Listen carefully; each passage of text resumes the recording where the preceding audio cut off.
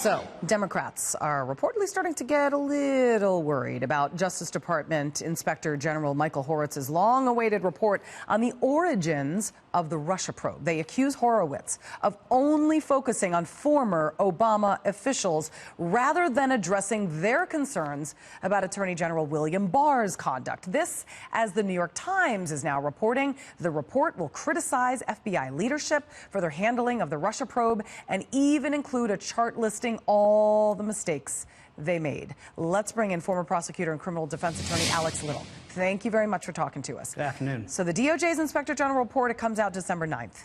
And the Democrats are claiming he ignored real issues with Trump officials and focused instead on Obama officials. Horowitz spokesman denies the accusations. Do the Dems have a point?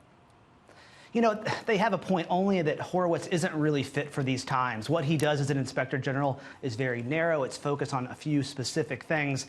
And I think the criticism of Democrats is that Horowitz doesn't understand the information environment that he's working. For example, the report coming out on December 9th, it looks like it's going to essentially say, you know, the Republican conspiracies about this FISA investigation aren't backed up, but it's going to have enough little complaints that folks on the Republican side are going to use it as ammunition.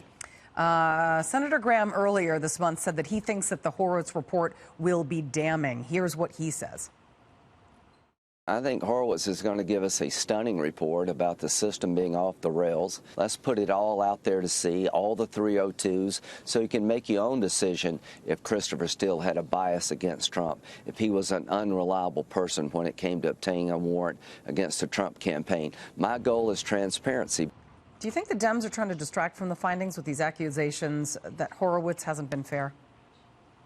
No, you know, I think the criticisms like that aren't really based on objective look of what happens here. I don't think anybody in law enforcement who's done cases like this can truly believe that somehow the FISA investigation wasn't well predicated.